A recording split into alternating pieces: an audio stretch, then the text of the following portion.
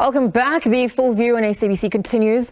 In other news now, the ANC's National Executive Committee saw 44 women elected at the party's 55th elective conference held at the Nasrec Expo Centre in Johannesburg, which of course ended on Tuesday. 3 women are also represented amongst the ANC's top 7 structure. Now, while strides have been taken to bridge the gender parity gap, we explore ways to bridge the gap for the 110-year-old liberation movement even further, as well as 28 years into governance. We speak to Mpumalanga ANC Deputy Secretary Lindiwe Ntshalintshali, as well as newly elected ANC NEC member.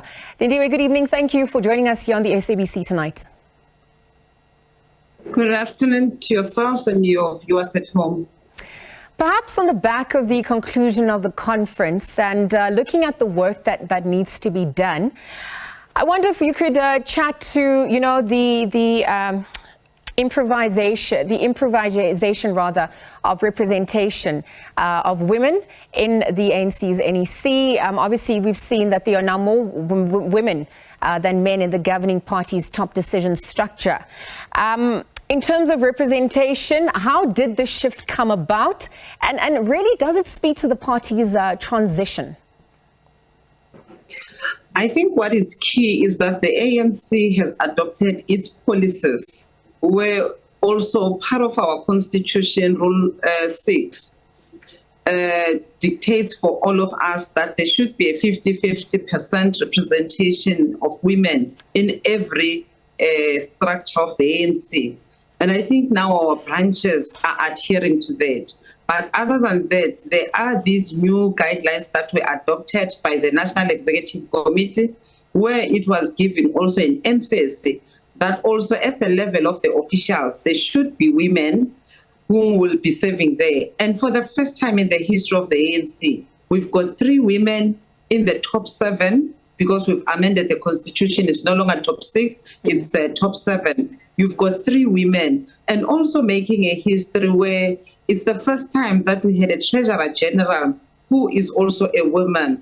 And we are happy as women of the ANC and I think of the country, because the struggle of the woman, it has been started by our forebears, your Mama Charlotte Makreke, and many more that have fought this when it was not easy to be leading in the ANC. But where we are today, women are in leadership position. Because remember, the first conference of the ANC, Mama had to be taken out to be saying, we will vote and then you will be included later. But where we are, a lot has changed, and that we don't take for granted. And we appreciate that our branches has respected that struggle of women. So you speak of 50-50 representation, and just, as we look at, when people look at leadership at large, particularly in the African National Congress, I mean, ultimately they want to see that they are being represented.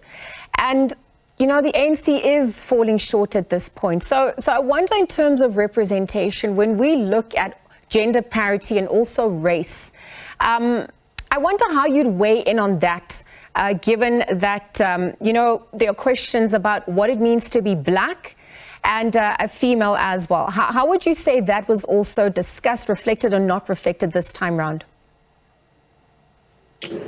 I think what is critical is that we should not pull a race card. Yes, there are women of color which are short, and I think we must call upon all women across races to say, come and be part of the membership, be active, because it must not be a given that you are given on a silver platter to be serving in the NEC.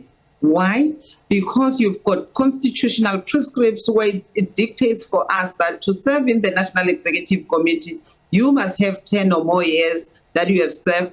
And also, remember, there's that thing to say, we're saying you should be an active member of the ANC.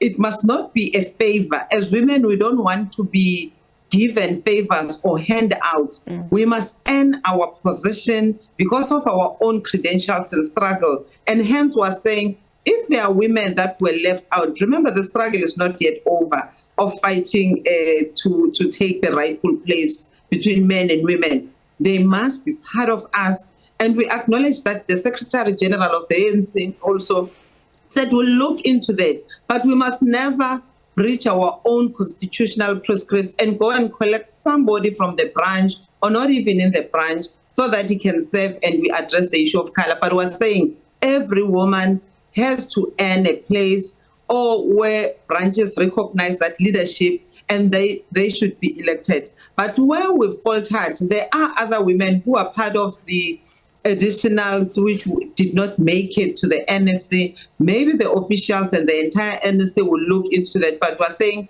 it should not be to say I'm a woman or I'm a woman of color to be given a space to lead. Branches must elect leadership that meet all the requirements to be there.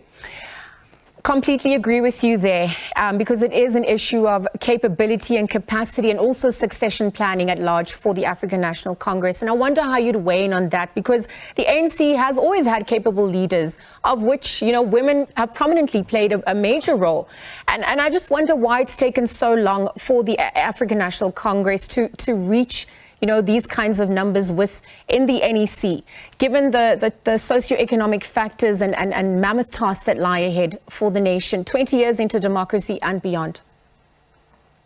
20 years, remember, if you compare 20 years into democracy with a child, the 20-year-old child, it's fairly new in democracy. And we've been oppressed. Women were triple oppressed. And that has happened over 100 years. You can check the struggle of women. It's not only politically. You go to, in terms of religion, in terms of our own traditions, women are still oppressed.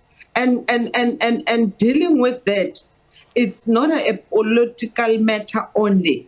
It's a societal matter, because in some churches, women still can't take certain position or can't preach or can't stand in front of the congregation. You go also traditionally, also women that were supposed to get as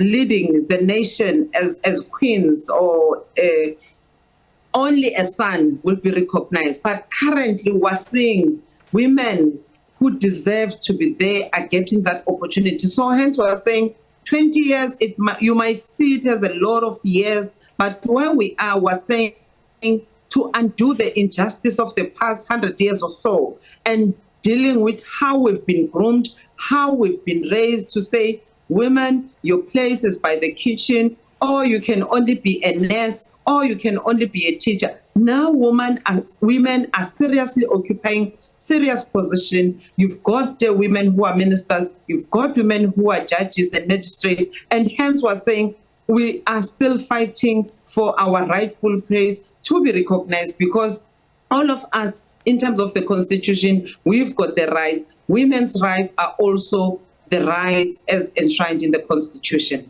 Yeah, and then on the back of that, it will be interesting to then see what the role of the NEC will entail this time round. I'm run out of time. I'm going to have to leave the conversation there, but I want to thank you for weighing in on that. Just exploring women representation in the ANC's NEC. This on the back of the 55th National Elective Conference that concluded on Tuesday. Mpumalanga ANC Deputy Secretary Lindiwe Ntshalintshali weighing in on that.